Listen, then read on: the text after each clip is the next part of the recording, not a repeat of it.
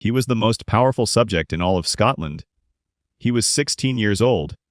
He walked into Edinburgh Castle as the king's honored guest, sat down to dinner, and was beheaded before the meal was over. You have been told, all your life, that a shared meal is safe. That when someone opens their table to you, they are opening their trust. Your body believes this. It relaxes at a table.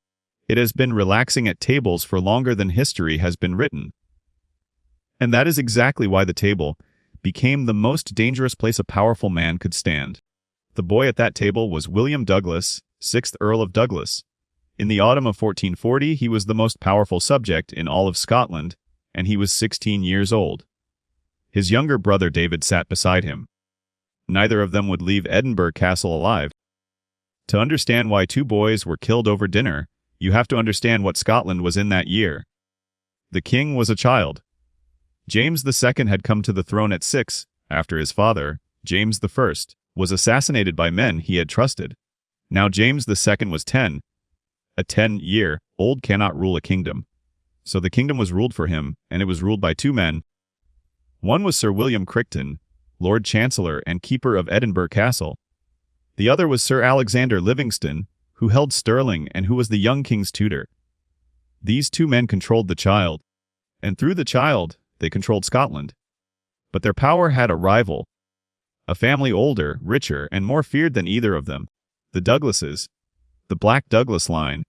They had a reputation earned in blood on foreign fields. They had fought for the French against the English at Poitiers back in 1356. The 4th Earl of Douglas had sent 6,500 men to fight in a French army, a private force larger than most kings could field. They held land that stretched across the lowlands, and they commanded the loyalty of knights by the hundred. Their strongholds were real castles, their soldiers were battle-tested, and their name alone could raise an army. When people spoke of a family that could rival the crown itself, they were not exaggerating. They meant this one.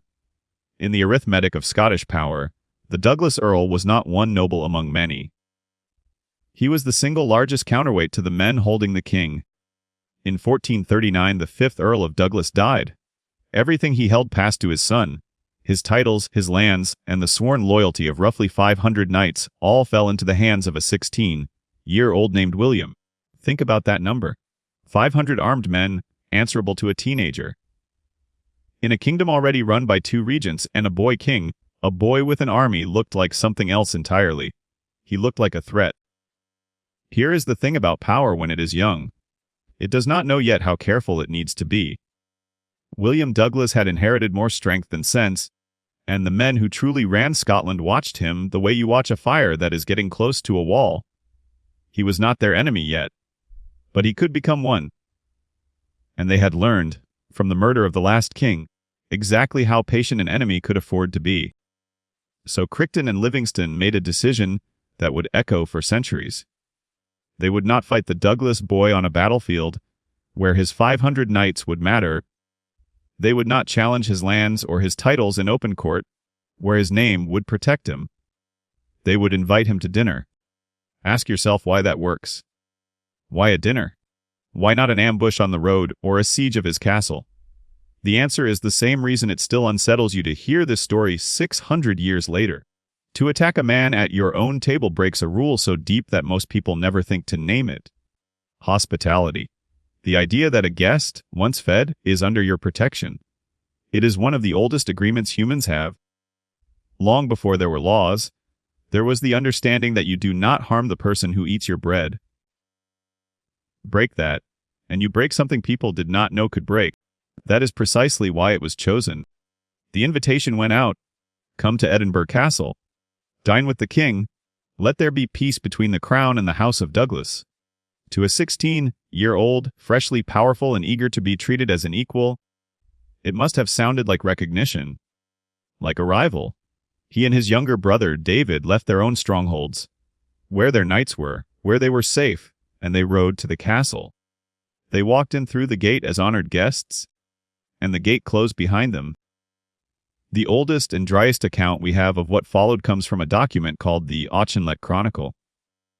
It was written close to the events, and it says almost nothing. It records only that the Douglas brothers were, in its words, put to death. No bull's head, no speeches. Just the fact, stated flat, that two boys went into Edinburgh Castle and did not come out. The bull's head, the black platter, the theater of it, comes from later chroniclers.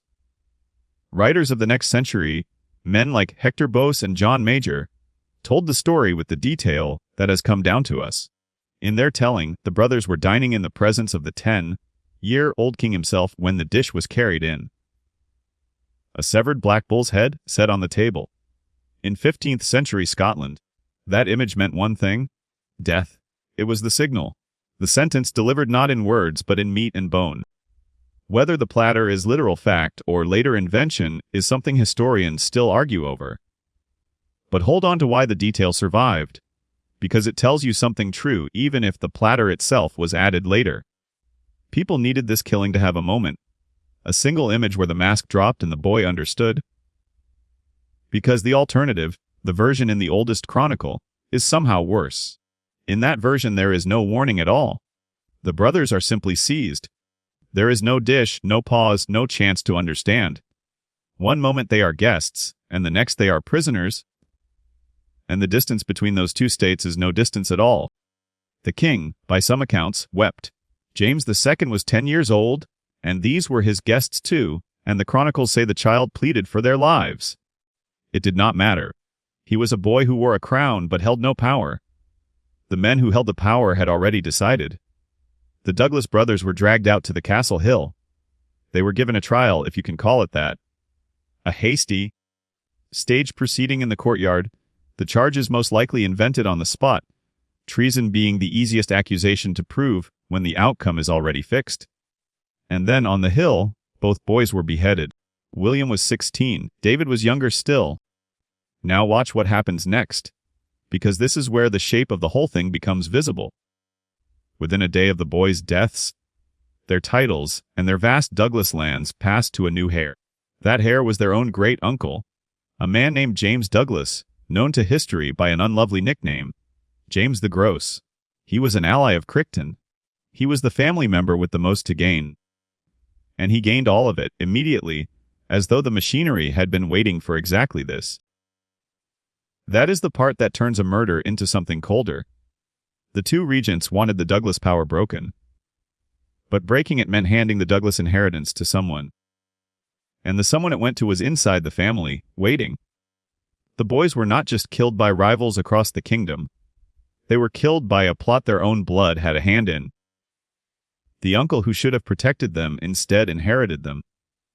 Historians who have looked closely at the years before the dinner point to a quiet detail that makes the betrayal sharper still. James the Gross had already been helping to administer the young earl's estates. He had been standing near the inheritance, managing it, before it ever became his to keep. When a man is already running the property, the shortest path to owning it is for the owner to disappear. And the killing did not end the feud. It lit it. The wider Douglas family, enraged at what had been done to the boys, turned on Edinburgh. They laid siege to the castle itself. Crichton, who had built the trap, now watched the consequences march to his gate, and in the end he was forced to hand the castle over to the king to save himself. The dinner had been meant to end a rivalry cleanly, in one night, behind closed doors. Instead it opened a wound that would bleed through Scottish politics for years, one betrayal breeding the next. Here is the human truth underneath all of it. The most dangerous betrayals in history are almost never committed by strangers. A stranger cannot betray you. Betrayal requires trust first, and trust is something only the people close to you can hold. The Douglas boys did not die because they were surrounded by enemies. They died because they could not tell the difference between an enemy and a welcome. And the reason they could not tell is the same reason you would struggle to. The signals of friendship, the open door, the shared meal, the offered peace, are the exact same signals a careful enemy learns to send. This is why the story refused to die. Nearly 600 years later, a writer named George R.R. Martin reached back into Scottish history and pulled this event forward into a scene that made millions of people feel sick to their stomachs. He called it the Red Wedding. Guests, invited under a banner of peace, cut down at the table where they had just been fed. He did not invent the horror of it. He found it, sitting in the record in the year 1440. The reason that fictional scene lands so hard on a modern audience is that it is running on the same ancient wiring the real black dinner exploited. We are built to trust the table, and anything built into us that deeply can be turned against us. The castle remembered too. At Edinburgh Castle, the warders will still tell you that the bull's head dish was set down on a flat granite slab at the head of the great hall. The slab, they say, is still there, 6 feet inside the eastern door, set into the floor, with a small bronze plaque. The plaque says nothing about what happened. It just marks the place. The explanation is left to the people who guard the hall, passed down by word of mouth, the way the story itself was from one century to the next. And there is an old rhyme that survived the centuries, a curse aimed at the castle itself. Edinburgh Castle, town and tower, God grant thou sink for sin. And that even for the black dinner, Earl Douglas got therein. Ordinary people, generations later, still angry enough at what was done under that roof, to wish the whole castle would sink into the ground. So think again about the boy in the platter.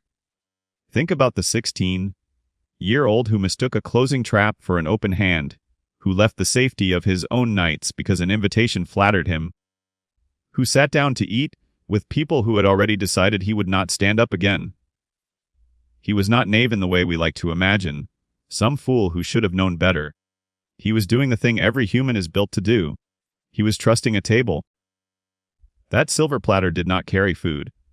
It carried the one truth no one at that dinner said out loud, that the deadliest place to sit is not across from your enemy. It is across from someone who is smiling, who has fed you, and who you have already decided to trust.